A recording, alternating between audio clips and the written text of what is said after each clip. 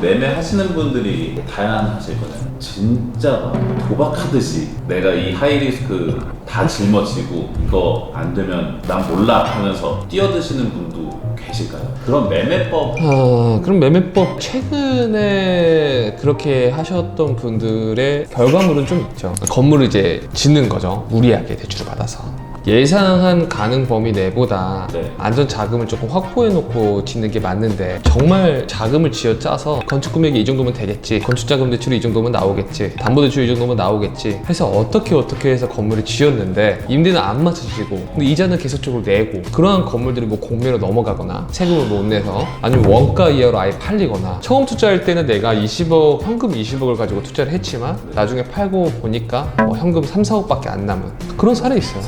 있어요. 이게 다 리스크를 다 통제하지 않았기 때문에 그런 거고 내가 할 수 있는 캐파 밖에 있는 대출 금액이나 그런 거 너무 과도하게 많이 받았기 때문에 그런 문제가 생기는 거죠. 그리고 요 근래 공동투자 하셔가지고 네. 건물을 매입을 했는데 무리하게 이제 법인을 설립을 해서 대출을 많이 받고 건축자금 대출도 많이 받고 해서 건물을 매입을 했는데 예상한 임대만큼 안 나가니까 그렇다고 해가지고 임대료를 낮추니 건물 가격은 막 떨어지고 그렇게 해서 울며 겨자 먹기로 원금 이하 그러니까 취득 원가 이하로 파시는 분들 상당히 많죠. 그리고 이러지도 저러지도 못하고 흔히 말해서 좀 물려있는 분들도 상당히 많고 근데 그런 건물이 최근에 논현동 이면 역삼동 이면 가보면 엄청 많아요. 최근에 건물이 신축되어 있는 건물들. 근데 그런 건물들을 등기를 하나씩 살펴보면 대부분 대출 비율이 70% 거의 이상입니다. 대부분 그 정도 되는 것 같아요. 처음에 네네네. 얘기하실 때 레버리지를 좀 많이 쓰는 거를 추천하지 않죠? 그냥 많이 써야죠. 많이 쓰는 이유는 앞으로 혹시 모를 예비비를 어느 정도 남겨놓고 레버리지를 먼저 차용하자는 의미인 거지. 내가 가지고 있는 거를 다 쥐어 짜서 건물을 매입을 하려면 두 가지가 있죠. 이미 이 건물에 나오는 이 임대료가 내가 무리하게 받으려고 한 이 대출의 이자를 충분히 커버가 가능하다. 그러니까 상기 처리가 가능하다. 그리고 여기에 건물에서 나오는 임대료가 합리적이다. 이러면 무리하게 가도 괜찮죠. 근데 그렇지 않고 내가 갖고 있는 거를 다 쥐어짜서 하는 거는 안 좋은 거고 대출을 많이 받는 이유는 첫 번째는 똑같은 대출 유형으로 못 받아요. 건물을 매입하면 임대업을 등록을 하거든요. 네. 임대업을 등록하고 나면 임대 사업자 명목으로 대출을 받는 건데 한 번 대출을 받을 때 저희가 한 40%밖에 안 받았어요. 그러면 한 1, 2년 뒤에 한 1년 정도 뒤에 내가 매입했을 때 40% 정도밖에 대출을 안 받았으니까 20, 30% 더 받아야겠다 해도 안 나온다고요. 그러니까 처음에 대출을 받았을 때는 담보대출 명목으로 대출을 많이 받고 그 다음에 이 돈을 가지고 더 들어가야 될 나의 그 현금을 예비비로 주는 거죠. 그렇게 해서 매입하는 게 저는 좋다고 생각이 듭니다. 그런 분들 꽤 많아요. 뭐 공동투자해서 다가구 건물 사서 애당초 또 매입부터 비싸게 매입을 해서 건물 지었는데 임대가 안 나가니까 대출이자에 허덕여서 원가 이하로 나오거나 뭐 공매로 넘어가는 그런 건물들이 최근에 한 두세 건 본 것 같고요. 그리고 대부분 그러한 건물들은 입지가 별로 좋지 않습니다. 근데 그렇게 투자를 하셨더라도 엄청 좋게 엑시트 하신 분들 엄청 많아요. 잘 시세차익을 보고 매각하시는 분들이 많아요. 근데 그런 건물을 사시는 분들도 사실 바보가 아니잖아요. 근데 거의 다 그런 건물들은 좋은 입지인 거예요. 근데 지금 안 나가거나 안 팔리거나 아니면 손실을 봤던 건물들은 대부분 입지가 그렇게 좋지 못합니다. 건물 컨디션이 막 안 좋아서 싸게 팔리는 경우도 있지만 거의 이 건물이 근본적으로 안 팔리는 거는 불가항력적으로 내가 취득 원가 자체가 높은 케이스가 있고요. 시세보다 조금 더 비싸게 샀거나 시세에 너무 준하게 사서 어쩔 수 없이 원가 이하로 파는 경우가 있고 두 번째는 입지예요, 입지. 그리고 제가 대표님께 선택지를 드릴게요. 네네. 첫 번째 1안 정말 너무 좋은 입지. 네. 이 좋은 입지로 들어가려면은 네. 쥐어 짜내야 돼요. 완전 그냥 하이리스크. 네. 이거 들어갔다가 임대 못 맞추면 큰일 나요. 이게 1안, 그리고 2안은 많이 외진돼 있어요. 사람도 많이 안 다녀요. 근데 여기는 그래도 들어가면은 제가 예비비는 남겨놓을 수 있고 후반을 도모할 수 있을 것 같아요. 4만 원 없나요? 안 사면 4만 원 꼭 사야 돼요? 둘 중에 하나를? 4만 그럼 네. 좀 더 돈 모은다. 4만이죠.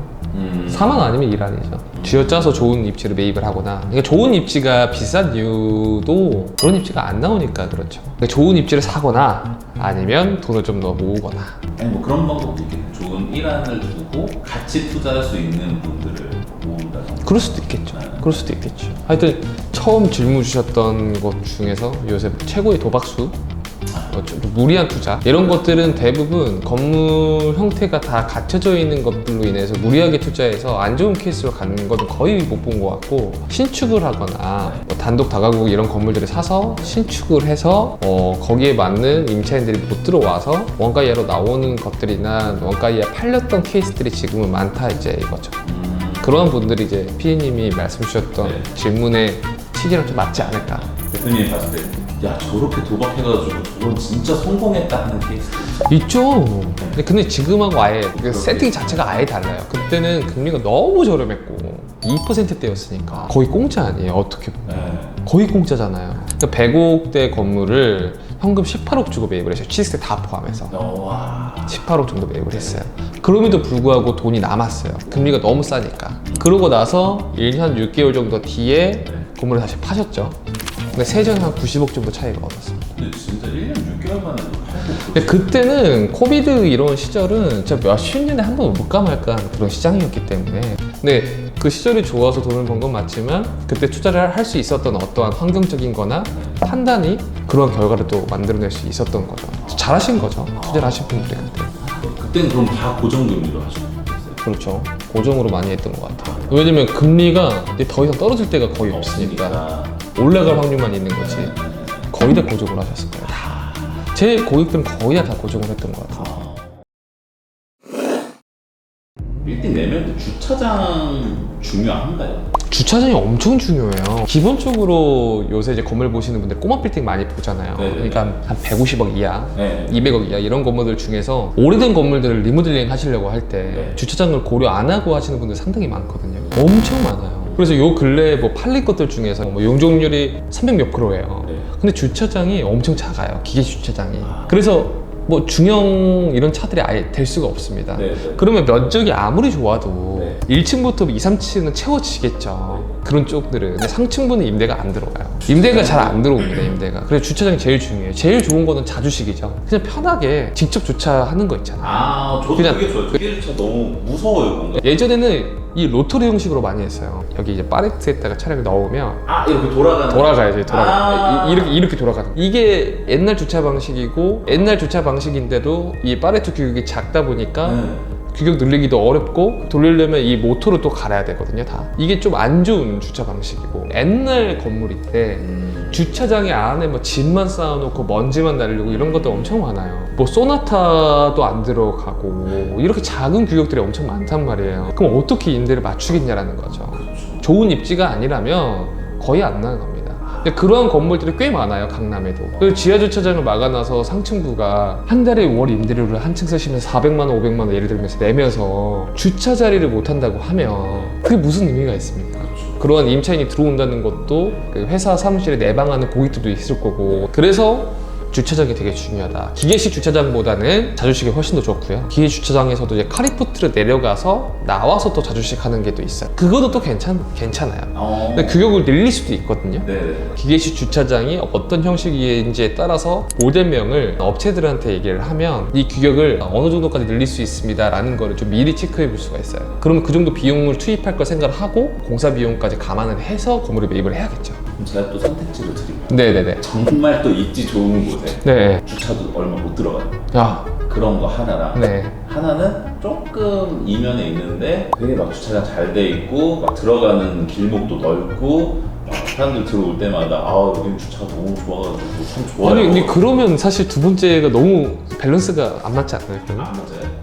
그래도 1번인 것 같아요. 그래요? 입지가 너무 좋으면 너무 좋으면 주차 상관없이 다 임대에 맞추시지 않을까요? 저희 강남역 이런 데 봐보면 주차 진짜 안 좋은 데도 많잖아요. 네. 어쨌든 입지가 깡패다. 네, 입지가 제일 좋죠. 그리고 건물을 신축할 때는 주차 인하우스 상당히 많이 신경 써야 된다. 신축을 할 때는 뭐 남향이냐 북향이냐 이런 일조권 사선 제한도 되게 중요하지만 주차장이 어디로 빼느냐에 따라서 면이 달라지잖아요. 예를 들면 코너 건물이면 주차장을 코너 쪽에다가 빼버리면 안 좋잖아요. 거기 면을 못 살리니까.